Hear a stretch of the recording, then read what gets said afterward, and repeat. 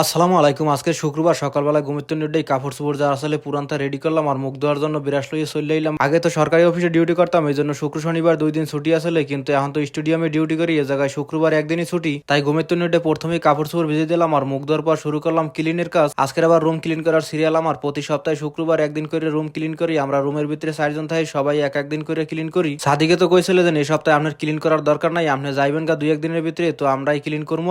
আমি কই কবে নাই কোম্পানি এই জায়গাতে, হ্যার তো কোনো ঠিক নাই, কারণ গ্যাসের সপ্তাহে যাওয়ার কথা আসলে এখন পর্যন্ত নেয় নাই। তার চাইতে আমি যতদিন আছি সিরিয়াল মতো করি, আমি গেলে আপনারা চালাইয়েন। আমরা যতই প্ল্যান প্রোগ্রাম করি না কেন, সবচাইতে বড় প্ল্যান করার মালিক যিনি, উনি ডিসাইড করে রাখছেন কবে আমি এই জায়গাতে যাবো। আমি তো 15 দিন তেমন যাইতে আছি খালি। যাই হোক, সব ক্লিনের কাজ শেষ করে ময়লা আবর্জনা ফালাই দিলাম আর কাপড় চোপড় ধুইয়াও রোদ দিয়ে দিলাম এক লগে। এদিকে বাসার তরকারিও শেষ হয়ে গেছে, পাক শাক করতে হবে, তো বাসায় যা আসলে সবকিছু লইয়ে চলে এলাম পাক করার জন্য। বাসায় তো মাছ নাই আর কেনার চিন্তা ভাবনাও নাই, অন্য জায়গায় যাওয়ার পর দেখি কি করতে পারি। তাই বাসার ভিতরে যা সবজি আছে এইগুলাই পাক করে হেলাইলাম, আলু বাইগুন আর মিষ্টি কুমার। যাই হোক, সবকিছু সুন্দর মতো কাটে কুটে রেডি করে তরকারি বসাই দিলাম আর তরকারি বসাই দেওয়ার পর কই পানি ছেড়ে দিয়ে গোসল দেওয়ার জন্য। গোসল দেওয়ার পর দিয়ে পেটের ভিতরে খিদেও লাগে, সকাল হইতে কিছুই খাই নাই, খালি একটা গাজর খাইছিলাম। কই নামাজ পড়ে আইলো আমি খামু আর এখন খাইলো আমি খামু, এখনই খাইয়ে যাই কারণ পেটের ভিতরে ক্ষুধা লাগছে। যাই হোক, খাওয়া দাওয়া করে রেডি হয়ে রওনা দিলাম নামাজ পড়তে। আর এদিকে সাদিকের বসে কয় যে আমার লগে আহ গাড়িতে। যাই হোক, নামাজ পড়ে আইয়ে কই বিকেলবেলা বইয়ে থাকুন, 4টের দিকে বাইরে এলাম আবার ডেলিভারির কাজে। যে কয়দিন আসি কাজ চালাই যাই, বইয়ে থেকে লাভ নাই, বাকি আল্লাহ ভরসা।